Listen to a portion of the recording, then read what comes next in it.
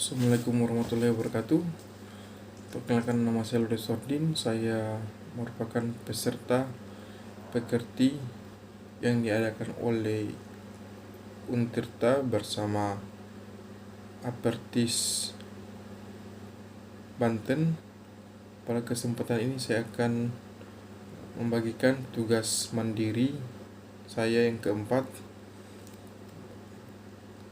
dengan menyampaikan materi pembelajaran mengenai komunikasi dalam praktik keperawatan.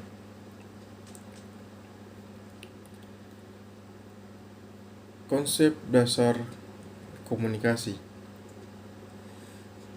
Pada konsep dasar komunikasi, item-item yang terkandung di dalamnya yaitu pengertian komunikasi dan komponen komunikasi.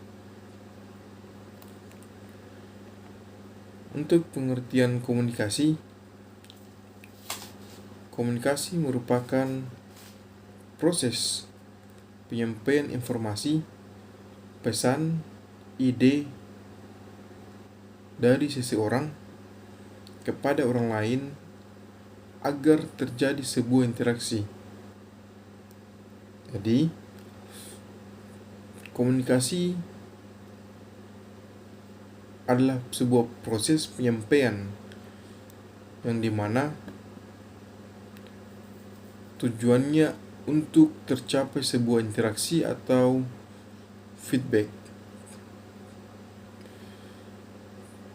Pada komponen komunikasi memiliki beberapa unsur yang menjadikan sebuah komunikasi menjadi utuh. Yang pertama disebut dengan komunikator.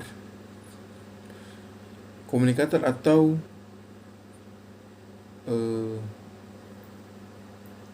pembawa materi, di mana komunikator ini menyampaikan sebuah pesan. Pesan tersebut dihantarkan melalui sebuah media, di mana si penerima pesan tersebut disebut dengan komunikan. Kemudian diharapkan terjadi feedback atau interaksi, sehingga menjadikan sebuah komunikasi itu menjadi utuh dengan beberapa unsur yang terkandung dalamnya tadi: komunikator, pesan, media, komunikasi, dan komunikan, serta adanya feedback atau interaksi. Untuk itu, dalam sebuah proses asuhan keperawatan sangat penting komunikasi tersebut. Namun pada proses keperawatan ada komunikasi yang sudah melekat atau menjadi bagian dari proses keperawatan, yaitu komunikasi terapeutik.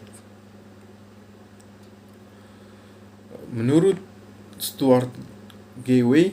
tahun 1998, komunikasi terapeutik merupakan hubungan interpersonal antara perawat dan pasien, di mana hubungan ini perawat dan klien memiliki atau bersama-sama belajar untuk memperbaiki pengalaman emosional klien. Sedangkan menurut Sanden tahun 1990 mengatakan bahwa hubungan terapeutik merupakan sebuah hubungan kerjasama, di mana hubungan ini ditandai dengan tukar-menukar perilaku atau perasaan, pikiran, dan pengalaman antara perawat dan pasien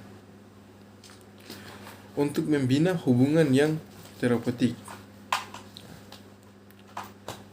Pada komunikasi terapeutik tersebut diharapkan atau ada sebuah tujuan yang ingin dicapai, yaitu perubahan dalam diri pasien dalam bentuk kesadaran diri serta penerimaan diri yang diikuti peningkatan dan akan penghormatan diri sehingga pasien terhindar dari rasa stres dan depresi akibat penyakit yang dialami. Dalam komunikasi terapeutik ada beberapa komponen atau unsur-unsur di dalamnya. Yang pertama adalah tahap persiapan atau prainteraksi. Ya, pada tahap ini perawat mengeksplorasi perasaannya, menganalisis kelebihan dan kekurangan dirinya, serta mengumpulkan informasi mengenai pasiennya. Kemudian merencanakan pertemuan pertama dengan pasien.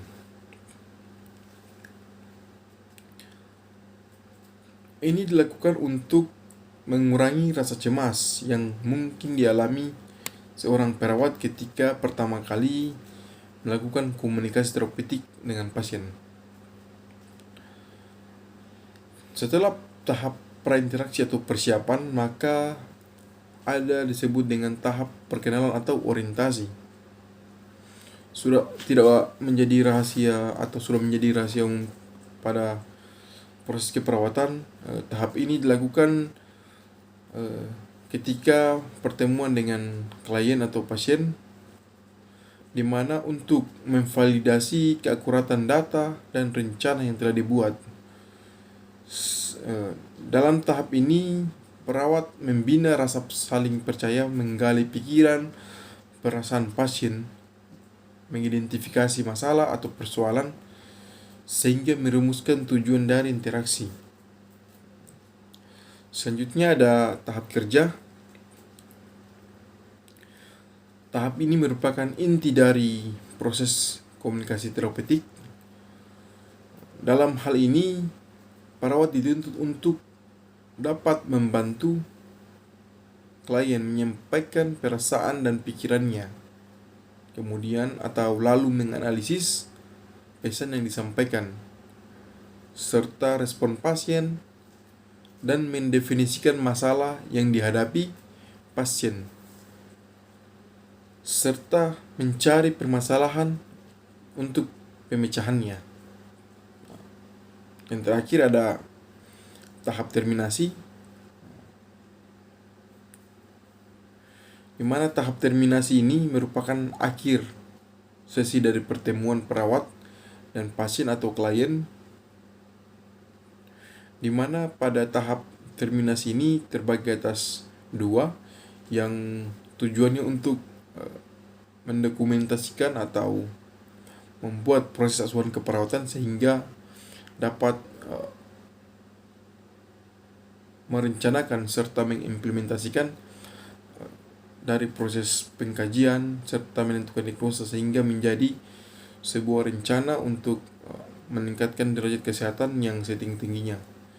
Sehingga pada tujuan dari komunikasi terapeutik tersebut menciptakan suasana atau perasaan klien sehingga bisa menjadi tenang maupun tidak stres dalam menerima kondisi atau kenyataan bahwa klien tersebut mengalami perubahan